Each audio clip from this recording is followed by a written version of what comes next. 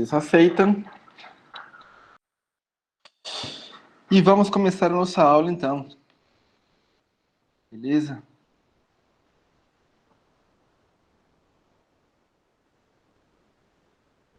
Pronto, tá aparecendo, né? Tá sim. Beleza, valeu. Quem lembra o que a gente viu na última aula, mas não na última aula do R, na última aula teórica? Alguém lembra?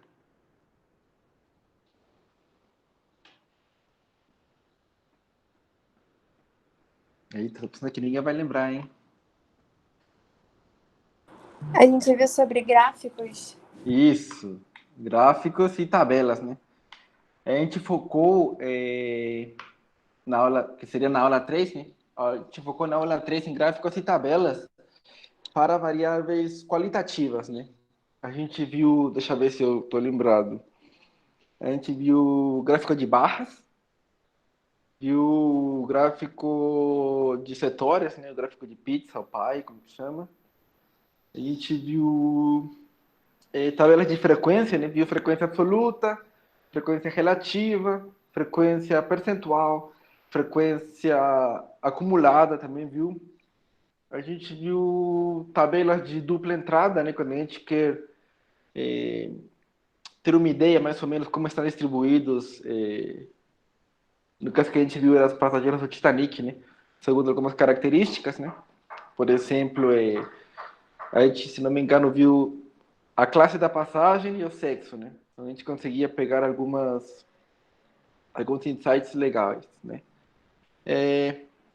A gente viu em todos os casos dessas tabelas de dupla entrada, quando a gente trabalha com percentuais também, vimos que você pode apresentar os resultados percentuais dos totais, né? Ou você reporta os percentuais em função do total por coluna ou do total por linha, né? Era dependendo do que a gente queria enfatizar mais, por exemplo. Né? Mas a gente focou nisso, né? Variáveis qualitativas, né? Só que quando a gente está trabalhando com um conjunto de dados, a gente tem bem mais do que apenas variáveis qualitativas, né? Tem também variáveis quantitativas, né? E embora a gente consiga utilizar as mesmas técnicas para variáveis qualitativas com variáveis quantitativas, mas categorizando elas, na hora de categorizar, a gente perde um pouco de informação, né? Porque a gente tem muita informação. Na hora que você categoriza, forma grupos, né? Você está perdendo alguma coisa lá que estava nos dados, mas por categorizar a gente perdeu. Então hoje a gente vai ver mais um pouco de análise exploratória de dados, tá? Mas focado para variáveis quantitativas, né?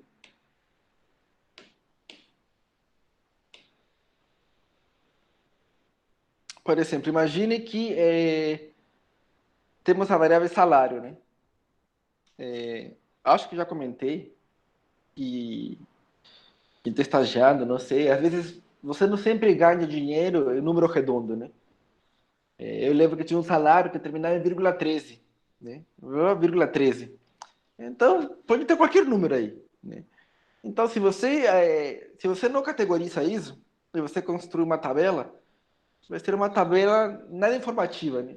Porque é o número inteiro, na verdade, o salário, né? E a probabilidade de outro cara ter exatamente o número que você é baixa, né? Então, ou você categoriza, ou você faz outra coisa, né? Então, a gente vai aprender medidas de posição, né? Para dar uma ideia do centro de massa, vamos falar assim, dos dados, né? Do ponto que está no meio dos dados. Medidas de dispersão, que elas dão uma ideia da variabilidade dos dados. Medidas de associação, né? Às vezes temos duas variáveis, queremos ver se existe alguma associação entre elas, né? Um exemplo bem clássico é peso e altura, né? Pessoas que são mais altas tendem a ter um peso maior, né? Então, se você montar uma tabelinha com o peso e a altura de todo mundo aqui, a gente com certeza vai ter alguma relação entre peso e altura. E a gente vai ver alguns gráficos, né, que a gente já tinha visto na aula de R, mas a gente vai ver hoje um pouquinho mais, para ver quando que usa, por que usa, tudo mais. Medida de posição, né? A medida de posição mais famosa é a média, né? Que todo mundo já deve ter visto alguma vez, né? E ela é uma medida de posição central dos dados, né? Você tem uma tabela enorme de dados, então você não vai olhar para todos os dados, né? Provavelmente uma informação relevante, você ia falar ou a média da idade, ou a média do peso, ou a média da altura é tanto, né? Assim, a pessoa que está ouvindo ou vendo a tabelinha, né? Eu tenho uma ideia do valor central, né?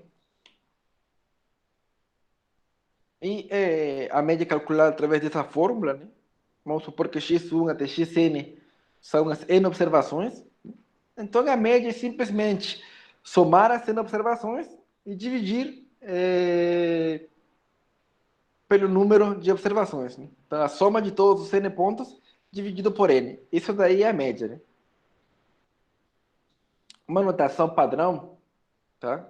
É utilizar a x barra quando a gente fala de uma amostra e utilizar o símbolo mi, né, a letra grega aqui, para denotar a média populacional. Tá? Nos 99% dos casos, a gente sempre trabalha com uma amostra, tá? Pelo menos nessa disciplina. Tá? Exemplos. Essa tabela aqui tem as notas finais de 18 alunos da matéria Estatística para Administração da FAC do FRJ. Né? Tem um cara que tirou 2.1, né? Mas tem alguém que tirou 7, 6.7, 7, 6.5, e assim vai, né? Tem até um 9.6, tô vendo aqui, né? Então, uma primeira forma de resumir, né, os dados é apresentar a média. E para calcular a média, simplesmente eu vou pegando tudo, né? 2.1 mais 5.6 mais 7 mais 8 mais 6.7 mais 9, né? Até o final, né? Terminando em mais 7.8 mais 7.7. Né? Soma tudo isso, que vai dar 131.8, e a gente divide entre 18, que vai dar 7.32. Né? Então a gente falou que, olha, a média das notas, né? Todo mundo sempre fala disso, né? A média das notas é 7.32. Né? Então a gente tem uma noção, mais ou menos, de como que foi a turma, né? Olha, em média a turma tirou acima de 7, né? Não foi uma turma ruim, não, foi uma turma boa.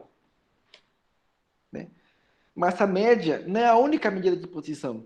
Tem outras medidas de posição. E talvez depois da média, a outra medida de posição que é conhecida também é a mediana. E a mediana, ela é o valor do meio, sabe? Quando você ordena os dados, né? Se ordena de menor a maior, né? O valor que está no meio, essa daí é a mediana. Então, como a gente está falando que a mediana é o valor do meio, quando os valores estão ordenados, né, então a gente precisa o quê? Ordenar os dados. Né? Então, essa notação aqui, x, embaixo, entre parênteses, 1, né, quer dizer que a primeira observação é o mínimo e o x é o máximo. Né? Então, a gente ordena os dados primeiro. Né? Tá? E ela tem essa fórmula aqui, né? Mas, professor, por que tem duas fórmulas? Porque depende se o número total de observações é par ou é ímpar. Tá? Por exemplo, se a gente tem 5 observações, né?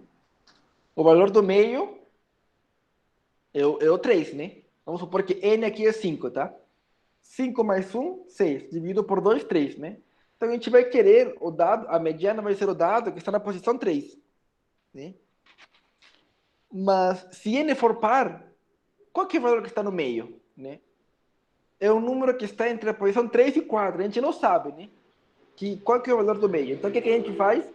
A gente pega o 3 e o 4, soma eles e divide por 2, né? Calcula a média entre esses dois números do meio que são adjacentes, né? Então, é por isso que a mediana tem duas fórmulas, uma quando é par e outra quando é ímpar, né? E o interessante da mediana é que ela é robusta a observações atípicas, né? Por exemplo, imaginem que a gente está falando de salário, né? Vamos supor que o Guilherme ganha R$ 2.000, né, no estágio dele. O Felipe ganha 1.998. A Rafaela está ganhando 2.100. A Anelise está ganhando R$ 10.050, né?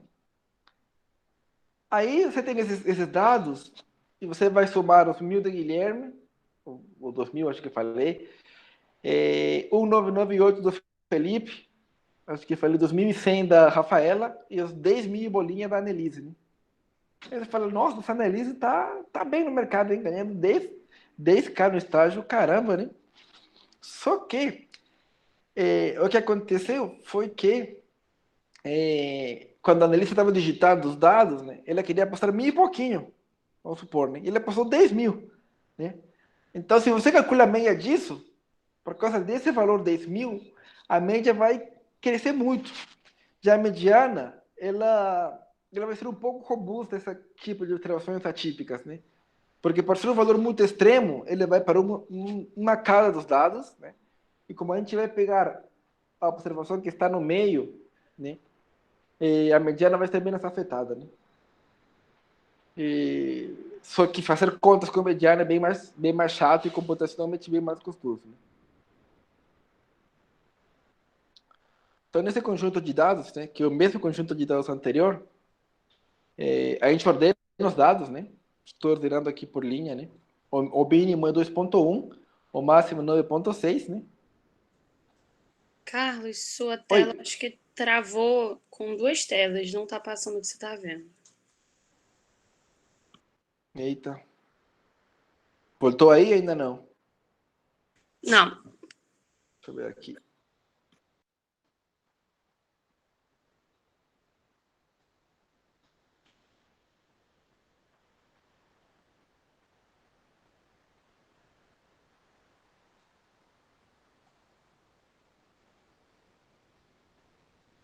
Voltou agora? Voltou. Agora sim, valeu. Então a gente ordena os dados, né? Vocês viram que aqui está tudo bagunçado, né? Na hora que o cara digitou. E aqui está ordenado de menor a maior, né? Então, vamos calcular a mediana. Qual é o valor do meio, né? Então vamos lá. A gente tem que tínhamos, esses dados eram de 18 alunos, né? 18 é par. Então a mediana pela fórmula é dada através dessa fórmula aqui, né? No nosso caso, a gente tem que n igual a 18, né? Então 18 dividido por 2 dá 9. 18 dividido por 2 mais 1 dá 10. Então a gente vai pegar a média entre a observação 9, que é 7.2, e a 10, que é 7.7. A gente pega a média, 7.45, e esse valor é a nossa mediana. Por que eu sei essa fórmula? Porque n é par, né? Se n fosse ímpar, calcularíamos apenas n dividido por 2, né? Apenas x de n dividido por 2. E outra medida de posição é a moda, né? Ela é moda porque é o que está na moda. Basicamente é essa a ideia, né? O que está na moda é o que todo mundo usa, né? O que mais se repete, né? A moda é exatamente isso. É o valor que mais se repete, que ocorre com maior frequência, né? E podem existir várias modas, né? E nesse caso, quando existem várias modas, a gente diz que que os dados são multimodais, né? A moda também é utilizada quando a gente tem variáveis qualitativas, tá? Na verdade, principalmente quando tem variáveis qualitativas. Mas no nosso caso, que temos variáveis discretas e tal, dá para calcular também, né? Então, esse é o nosso conjunto de dados, né? A gente tem que fazer o quê? Contar quantas vezes o 2.1 se repete, quantas vezes o 5.6 se repete, quantas vezes o 6 se repete, quantas vezes o 6.3, o 6.5, assim até o final, né? Nesse caso, apenas o 7 se repete, né? Então, o 7 é o valor que aparece com maior frequência, né? 2 vezes. Porque todos os outros caras apareceram apenas uma vez, né? Então, a nossa moda, nesse caso, é 7. Né? Por exemplo, eu falei que a moda dá para trabalhar com variáveis qualitativas, né? Voltando aos dados do Titanic, né? A gente tem essa frequência aqui absoluta. Temos 323 passageiros da primeira classe, 277 da segunda e 709 da terceira, né? Entrando a moda aí, o valor que mais se repete seria a terceira classe.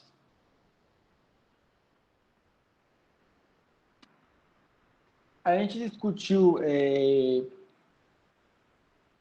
3 medidas que são conhecidas como medidas de posição central, né? A média, a mediana e a moda. Tá?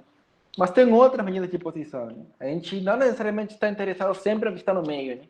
A gente pode estar interessado também em algumas coisas que estão mais para os lados. Né? Então, uma dessas medidas é o percentil. Tá?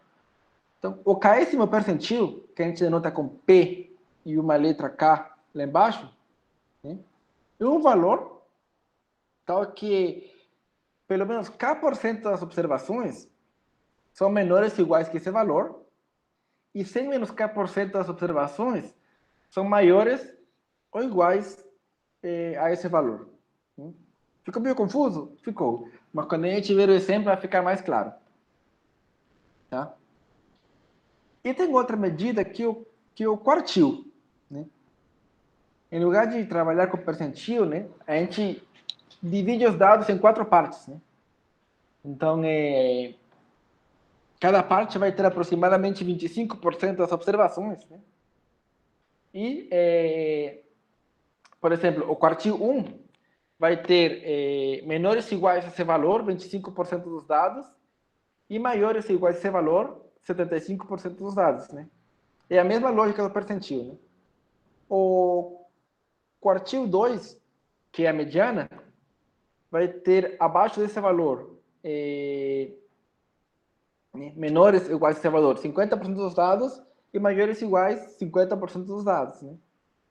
E o terceiro quartil, né, vai ter abaixo, menores ou iguais a esse valor, 75% dos dados, e maiores ou iguais a esse valor, 25% dos dados. Né?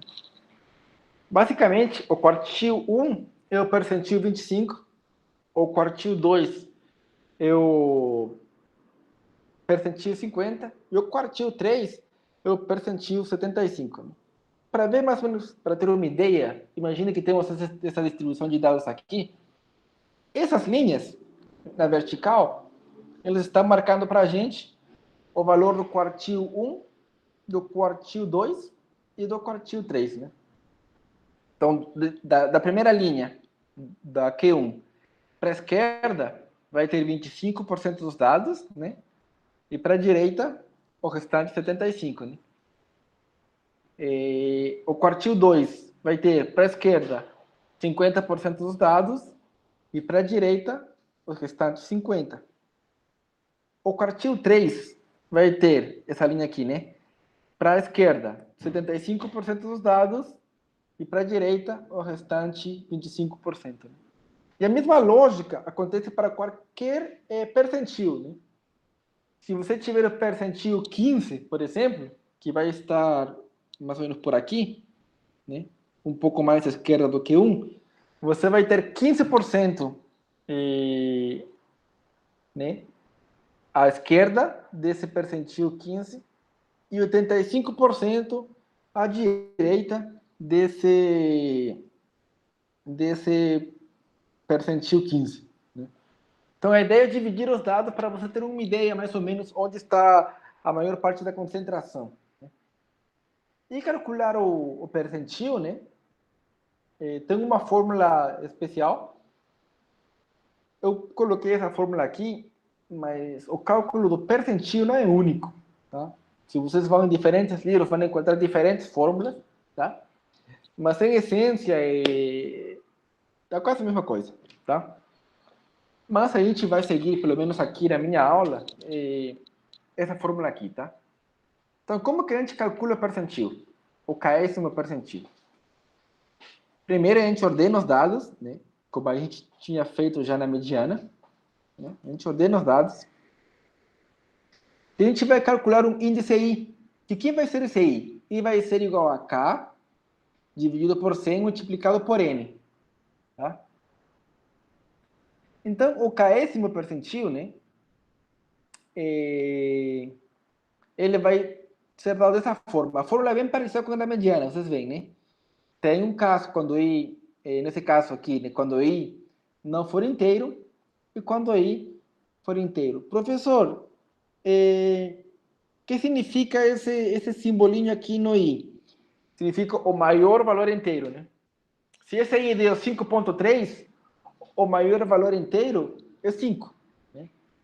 Se esse I deu, sei lá, 5,99, o maior valor inteiro dele é 5. Né?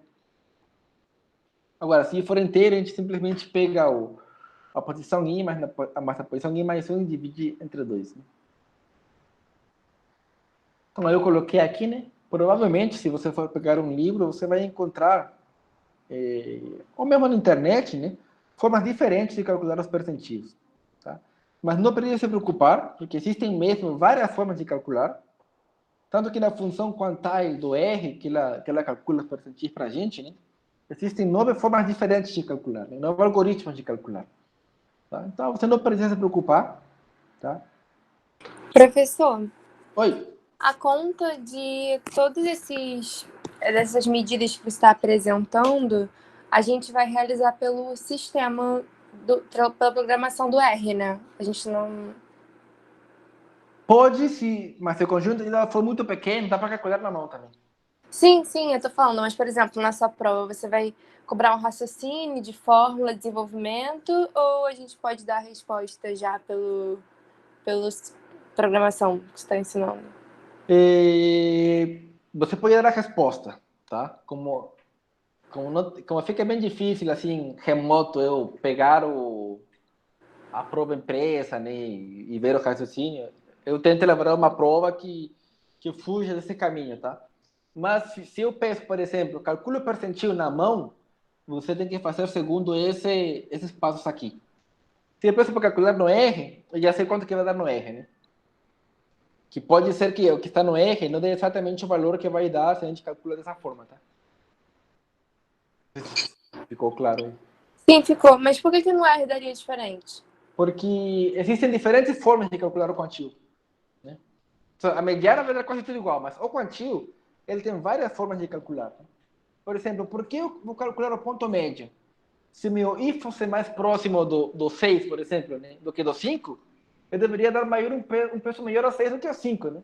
Então, alguém inventou uma forma diferente. Mas para a gente, para não entrar em muito problema, né, a gente vai definir dessa forma simples.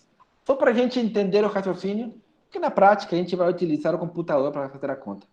Tá?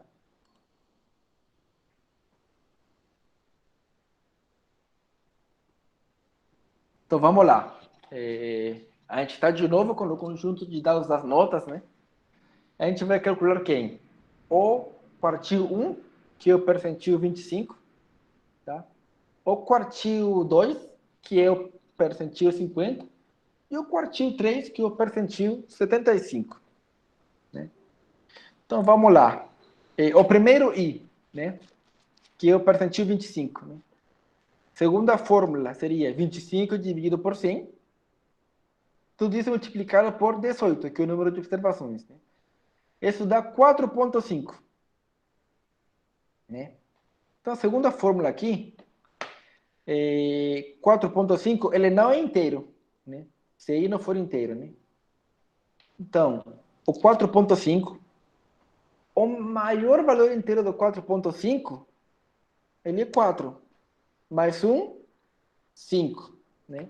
Ou é a mesma coisa do que falar que o 4.5 você arredonda para cima. Né? Só que eu não tinha como escrever arredonda para cima fora matemática, então é a mesma ideia do que calcular o valor inteiro mais 1. Né? Mas você arredonda para cima. Né? Então você vai ter a posição 5.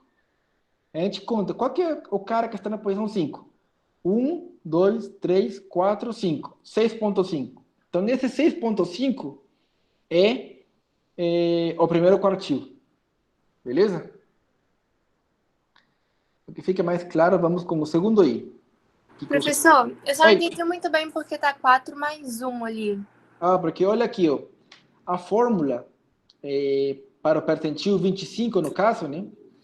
Seria x tá na bom. posição maior inteiro de I mais 1. Tá, beleza, professor. Obrigada. Então, vamos lá. Percentil 50. Né? A gente vai na fórmula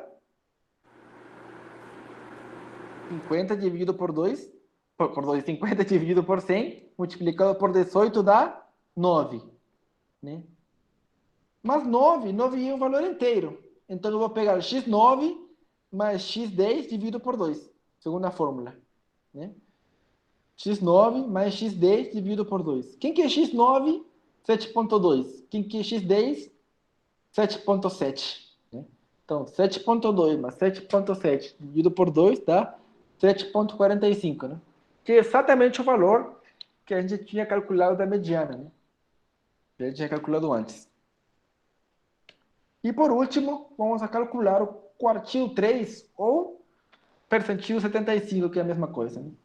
Então, como já temos os dados ordenados, né? A gente calcula o I, 75 dividido por 100 multiplicado por 18, dá 13.5. Como 13.5 ele não é inteiro, a gente pega o maior valor inteiro dele, que seria 13, mais 1, né? Então vai pegar o x que está na posição 13 mais 1, 14. Aqui, até o 7.2 aqui é 9, né? Esse cara aqui é 10, 11, 12, 13, 14. Na posição 14 está o 8.8. Então, 8.8 é o quartil 3, né? Acho que ficou fazendo conta, ficou mais claro um pouco como trabalhar com a fórmula. Né? Alguma pergunta até aqui? Tá tranquilo, então, beleza. Então, a gente já viu medidas de posição, né? Viu as medidas de posição centrais e viu os percentis, né? E os quartis, que são casos particulares, né? Que são algumas medidas dos cantos, né? Agora a gente vai ver outro conjunto de medidas que são medidas de dispersão. Tá? As medidas de posição, elas são boas, são interessantes, mas elas não falam nada para a gente sobre a variabilidade dos dados, né? Sobre a dispersão dos dados. Né? Então, as medidas de dispersão, elas vêm a ser um complemento das medidas de posição. Né? E juntas, elas vão ajudar a gente a ter um melhor entendimento dos dados. Né? É importante sempre que quando vocês montam uma tabela para alguém, né, ou para vocês mesmos, não reportem apenas a medida de posição, mas também a medida de dispersão. Por quê? Porque pode ter vários caras, vamos supor, vários conjuntos de dados que têm a medida de posição muito próxima, né? Mas a dispersão é completamente diferente, tá? Então é importante sempre apresentar uma medida de posição e medida de dispersão. Tá? A primeira medida de dispersão é a amplitude, que é a medida mais simples. Você pega o máximo menos o mínimo, né? Para ter um panorama de quanto que é essa amplitude dos dados, né? E essa é uma medida de dispersão. Qual que é o problema com ela? O problema com ela é que depende de dois valores só, né? Do mínimo e do máximo. E que, para sorte nossa, esses dois valores, eles são influenciados por dados atípicos. voltando ao exemplo do salário, né, que eu falei que a Annelise postou que ganhava 10 mil reais no estágio, né? Você vê que o máximo vai ser 10 mil reais, né? Então, essa amplitude vai ser bem influenciada se você basta tiver um atípico que vai para algum dos extremos, você já afetou bastante o cálculo dela, né? Então, para contornar esse problema, tem outra medida que chama amplitude interquartil, né? Que a gente pega a diferença entre o quartil 3, né, e o quartil 1. Então, basicamente, a gente está olhando para o 50% central dos dados, né? Então, não temos mais o problema da amplitude, né, que dependia de dois valores. Tá?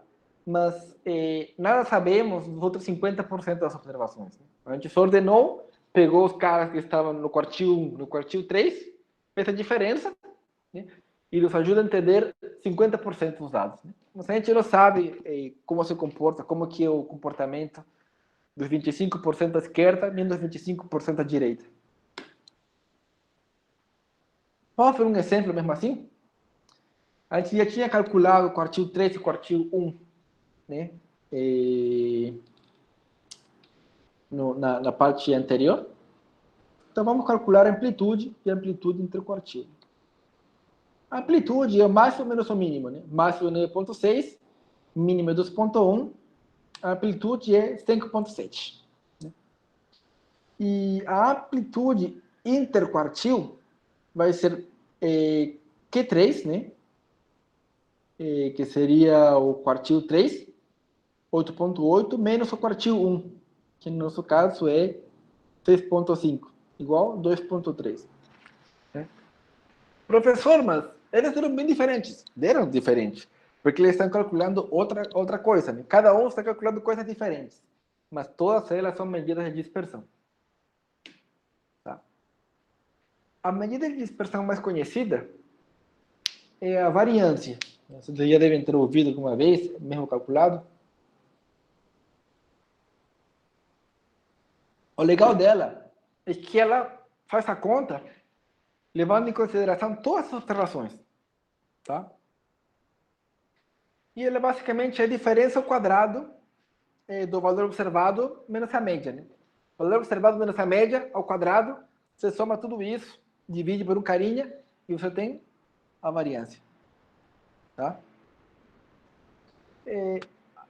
Tudo que a gente viu, né, a gente não tinha diferenciado entre a população e a amostra. Né? Eu tinha feito tal fórmula geral, porque a fórmula é igual para todo mundo. Né? É tudo que vimos até agora. Mas no caso da variância, quando a gente calcula a variância populacional e a variância amostral, tem uma pequena modificação na fórmula. Tá?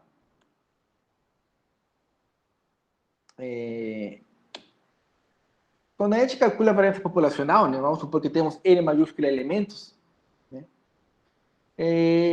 a variância é dessa forma. Né? Tá?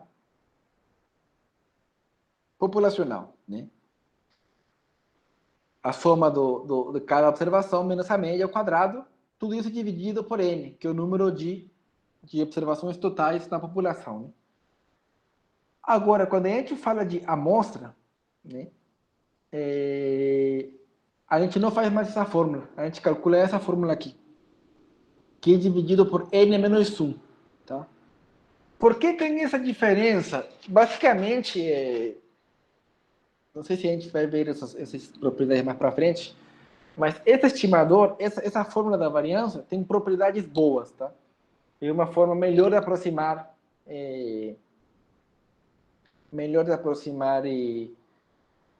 a variância amostral à variância populacional. Tá? Então, a gente quase sempre vai utilizar a variância populacional, a variância amostral, que é dividido por N menos 1. Tá? Mas eu coloquei outra fórmula para vocês saberem, né? Quando pegarem um livro ou alguma coisa da internet, e a fórmula da variância populacional é um pouquinho diferente.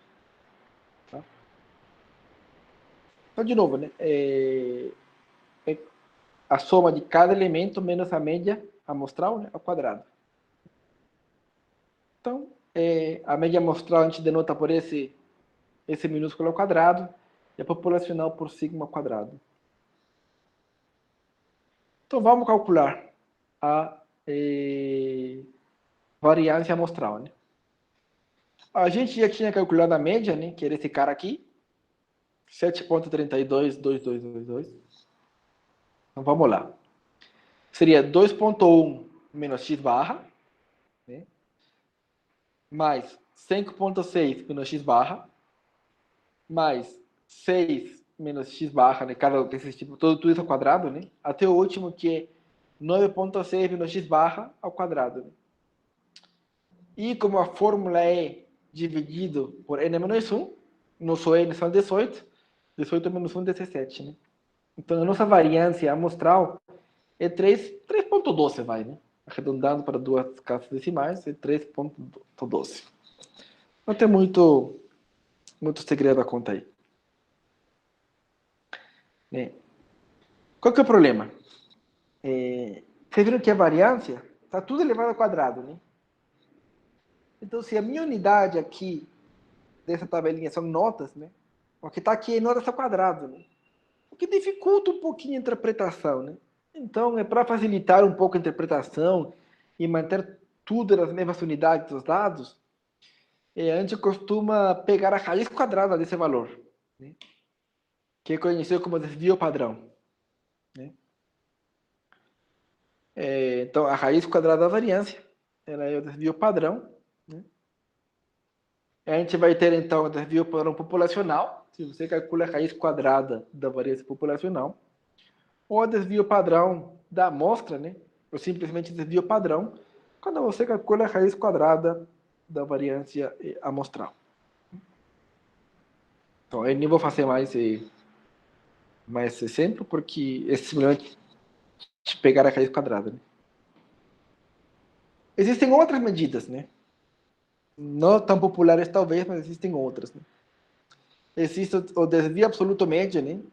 Que em lugar de pegar a observação menos a média ao quadrado, na soma de todas elas, ele pega a soma de x menos x barra, o valor absoluto disso. Né?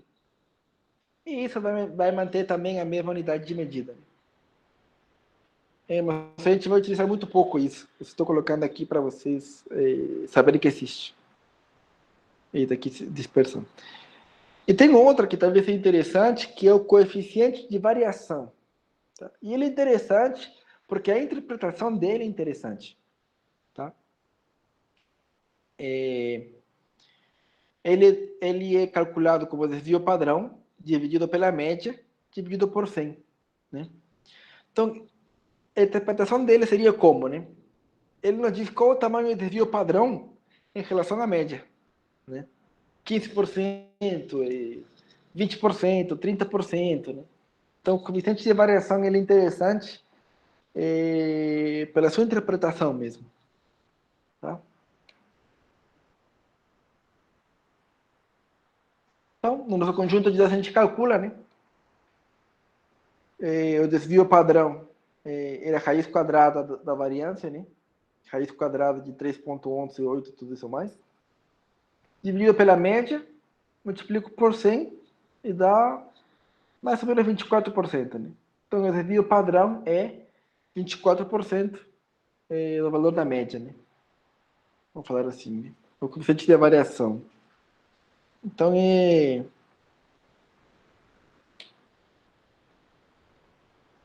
interessante essa interpretação.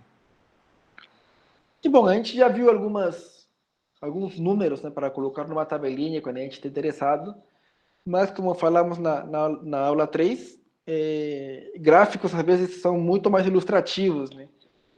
E permite que a gente, só batendo o olho rápido, já tenha um panorama total dos dados. Né?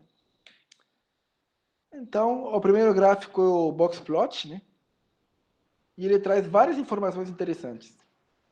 Ele traz informação do valor central, da variabilidade, de observações extremas e de simetria dos dados. Ele é construído utilizando 5 valores: a mediana, o quartil 1, o quartil 3 o limite superior, que seria quartil 3 mais 1,5 a amplitude interquartil, e o limite inferior, que seria o quartil 1 menos 1,5 a amplitude interquartil. Então, esse carinha aqui, bonitinho, é o box plot. Né? Essa linha no meio da caixinha, né? É a mediana, ou quartil 2, né? As bordas da caixinha são o quartil 1 e o quartil 3, né? Quer dizer, dentro da caixinha temos 50% dos dados. Né? Esse LI é o que eu calculei no quartil 1 menos 1,5 a amplitude interquartil, né? Que seria essa distância aqui, né? E esse LS, que é o limite superior, seria quartil 3 mais 1,5 a amplitude interquartil, né? E esses pontinhos aqui são os valores que sobraram, né? Vocês vão encontrar em muitos livros, eu falo o seguinte, se sair do limite inferior ao limite superior, é um outlier. Isso não é necessariamente verdade, tá? Tanto que eu simulei esses dados, né? Só simulei esses dados, se não me engano, de uma distribuição normal, sem nenhum outlier, você vê que tem pontos afastados. Né? Agora, se tem um ponto que está muito afastado, muito, vamos supor que tem um ponto que aparece no menos 20, aí você já pode falar que talvez seja um outlier. Né? Mas quando tem alguns pontos fora do LI e fora do LS, mas tão próximos, né? Como nesse caso, não necessariamente um outlier. Mas se tiver um cara muito longe, né? Aí sim pode ser um outlier. Esse outlier, se caso não tenha falado, é basicamente uma observação atípica. Né? Pode ser alguma coisa de digitação, sei lá. Outro gráfico interessante é o histograma. Ele é bem parecido com o gráfico de barras, né? Só que o gráfico de barras, geralmente as barras estão separadinhas por categoria, né? Aqui no histograma, as barras são juntas, tá? E para calcular o histograma, a gente precisa agrupar os dados em classes, né? A gente tem variáveis quantitativas, a gente precisa montar uns grupinhos e fazer o gráfico, né? E nos permite ter uma ideia da variabilidade, da simetria dos dados. E a gente vai, quando a gente olha para ele, a gente vê mais ou menos como os dados estão distribuídos, né? Ah, tem muito cara nesse grupinho aqui, tem pouco cara por aqui. Então, como calcular? É mais ou menos da mesma forma que a gente tinha construído tabelas de frequência para variáveis contínuas, né? Nós lembra que a gente tinha que definir uma amplitude, né? E um total de classes, um limite de classe e tudo mais, né? Só que aqui no histograma existem algumas regrinhas de bolso, né, para definir K, que é o número de classes. Né? Que pode ser isso aqui, 1 mais 3,322 logaritmo de n, né, que é uma regra comum, ou a raiz quadrada de n. A gente não vai se preocupar com isso, porque eu não vou pedir para ninguém fazer um histograma na mão, né? Mas é bom vocês saberem que o computador por trás vai calcular alguma dessas regras ou alguma outra para montar o número de classes e depois montar o histograma. Tá? Então, isso é o histograma. Né? Vocês veem que perto de zero, né, tem bastante concentração dos dados. Né? Quando a gente vai indo para os extremos, tem menos concentração de dados. Né? Se você traçar no ponto zero, né, traçar uma linha, né, e olhar para ambos os lados, você praticamente vê uma simetria nos dados. Né? Então, você vê simetria e você vê também uma ideia da variabilidade, né? Entre onde está o máximo e o mínimo, né? Se tiver um cara muito afastado por aí, você vai ver também se tem um outlier. Mas o histograma e o boxplot são gráficos bem utilizados, tá? E eles não necessariamente precisam ter essa forma bonitinha que eu plotei aqui, né? Que eu fiz aqui. Todos esses gráficos aqui, todos são histogramas. Esse cara aqui, logicamente, mostra uma assimetria, né? O cara A, o gráfico A mostra uma assimetria. O gráfico B, ele mostra uma simetria, né? E está bem marcado que perto do zero é o que mais acontece. Tem esse cara C aqui que ele não está bem definido, né? Parece que tudo acontece quase igual. E tem esse cara aqui D, que mostra que tem dois padrões, né? Esse comportamento aqui é bem típico de dados que vem de uma distribuição bimodal, né? Você vê que tem dois picos, né? Um pico primeiro aqui, que deve estar perto do menos 2,5, e outro pico aqui, que deve estar perto do 2,5, né? Então, todos esses são histogramas, né? E é importante porque aí você já tem uma ideia dos dados, né? É um dos gráficos que eu mais gosto, junto com o boxplot. Caminhando para o final da nossa aula de hoje, a gente analisou tudo, né? Só que para uma única variável, né? E assim como no caso de variáveis qualitativas, que a gente viu tabelas de dupla entrada, né? Que permitiam a gente tirar alguma conclusão disso, aqui a gente vai calcular medidas de associação entre duas variáveis. Tá? Por quê? Porque frequentemente a gente está interessado em saber essa relação entre duas variáveis. Né? Peso e altura, né? Por exemplo. Professor, Oi. eu só queria tirar uma dúvida. Eu não entendi muito bem por que aquela tabela do boxplot é... Para que a gente utiliza isso? Não entendi essa questão usual dela. Essa aqui? Aham. Então, tanto o boxplot quanto o histograma, você utiliza para ter uma ideia como se comportam seus dados. Por exemplo, aqui, nesse boxplot, você vê que no 50% central dos dados, você tem uma simetria. Como você viu isso, professor? Porque notem que o Q2, a mediana, né, está basicamente no meio da caixinha. Né? Então, você vê que tem uma simetria aí nos dados. E tanto o limite inferior como o limite superior também. Né? Poderia acontecer uma coisa completamente diferente. Está tudo para um lado. Né? Aí você veria uma simetria. Né? Poderia ser que essa caixinha aqui seja bem curtinha. Né? A amplitude dela ser bem pequenininha. Você veria que grande parte dos dados está centrado em um intervalo bem pequeno de valores. Né? Talvez o histograma seja mais visual, com o que estamos mais acostumados. Né? Mas o boxplot também é interessante para ver algumas coisas. Mas basicamente os dois dão a mesma informação, que é como se comportam os dados, a variabilidade deles. Né? Ajudou aí?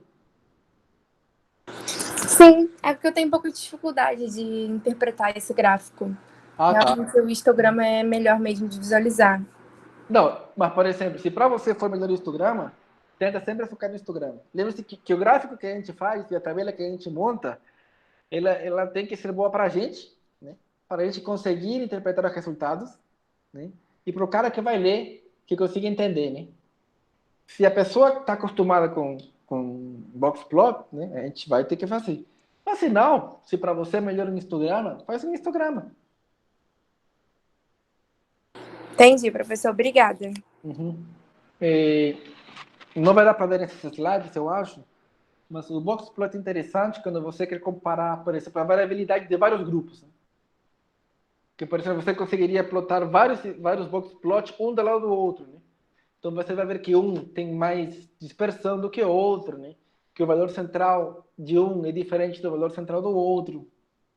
Eu vou ver depois se eu acho um artigo meu, porque eu uso muito o boxplot nos meus artigos, para mostrar essas diferenças. Né? Coisa que eu não consigo mostrar no histograma, né? Porque eu teria que graficar um histograma em cima do outro ou do lado, né? Então ocupa muito espaço. Mas eu vou mostrar depois. Sim, medidas de associação, né? Tem duas medidas de associação entre duas variáveis que são bem conhecidas. A covariância e a correlação. Tá? E o gráfico de dispersão bidimensional, né? Que é conhecido como scatter-plot, uma nuvem de pontos. Né? Então vamos lá. Primeiro, o gráfico. Gráfico provavelmente que todo mundo já viu na vida. Né? Aí você vê, se você consegue ver um padrão aí em alguma coisa, por exemplo, a gente conseguiria traçar uma reta aqui no meio dos dados, você veria que a reta, ela tem uma inclinação, né? Então, mais ou menos, você consegue ver aí algum tipo de relação, né? Mas tem que ficar com o seu olhômetro bem afiado, né? Para conseguir olhar as coisas.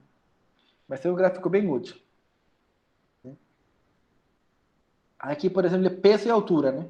Como a gente consegue, talvez, imaginariamente traçar uma reta, você vê que a maior peso, maior altura, né? Nesse caso, é uma relação direta.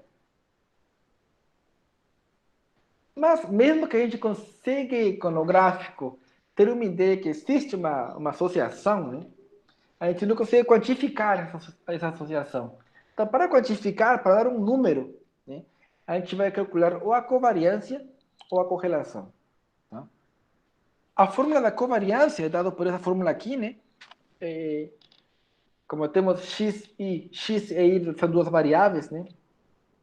A gente vai pegar cada observação menos a média e multiplicar por cada observação menos a média da outra variável e somar todo mundo e dividir por n menos 1. Tá? A gente calcula isso daí e a covariância.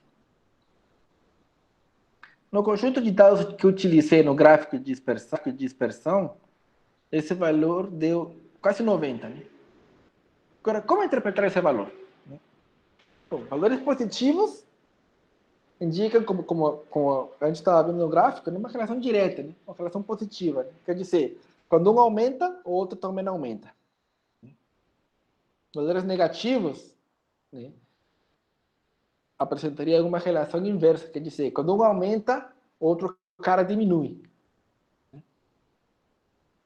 E valores muito próximos de zero vão indicar que não há nenhuma associação entre as variáveis. Tá?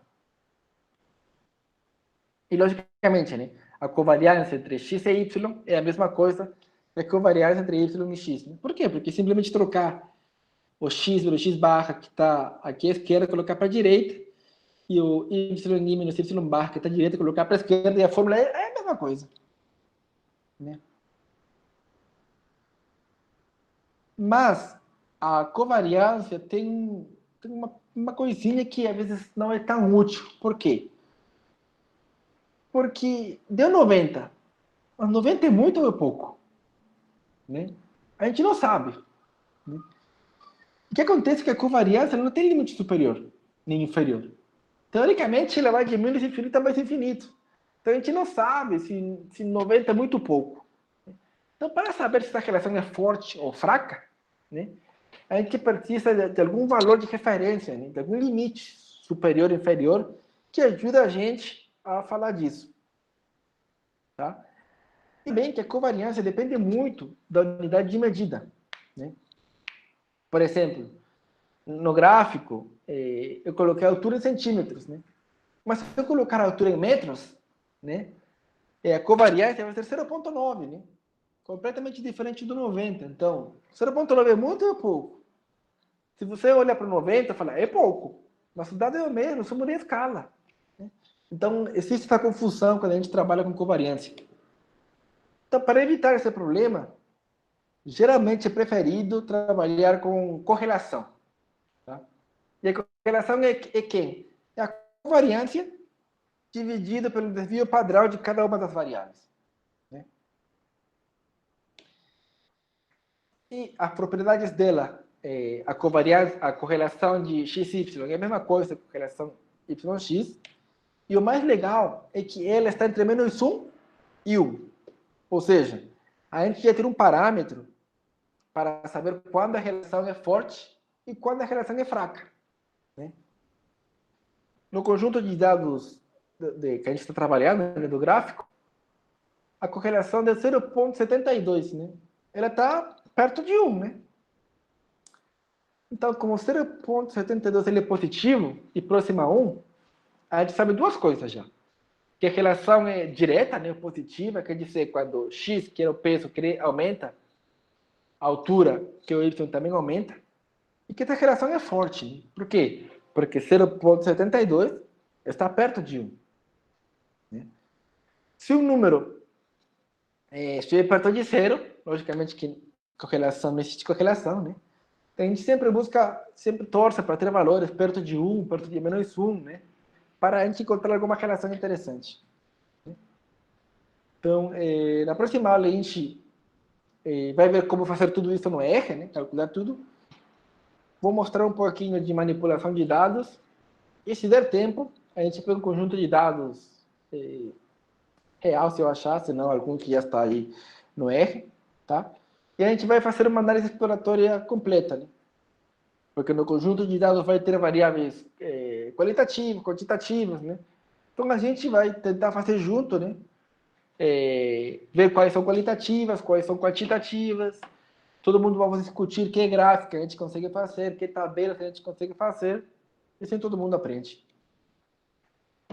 E, como prometido, eu sempre coloco no finalzinho leituras recomendadas. Tem vários livros para você ler aí, se divertir. Esse daqui é o primeiro que eu estou utilizando como livro-texto, mais ou menos como livro-texto, né? Quem quiser ler, pode ler o capítulo 3, ou pode ler esse outro livro aqui, capítulos 2 e 3, ou o livro do Moretti, que é bem famoso também, capítulo 3, tá? Se quiserem dar uma reforçada. Lembrando que a fórmula do percentil pode estar levemente diferente, mas no final das contas não faz muita diferença. Deixa eu desligar aqui.